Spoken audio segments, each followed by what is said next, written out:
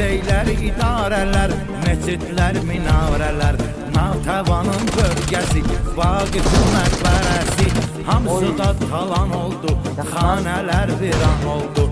Şuşadan 10 gün sonra Laçını saldılar tora, may ayının 18'i getdi Laçın dəhlizi.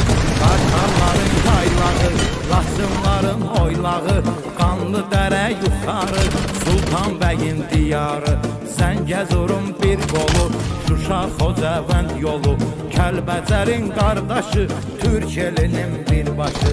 Tarixi çox qədimdir, hardan alım mənimki, həkərini, tuşsunu, yox əvəzi uykunu.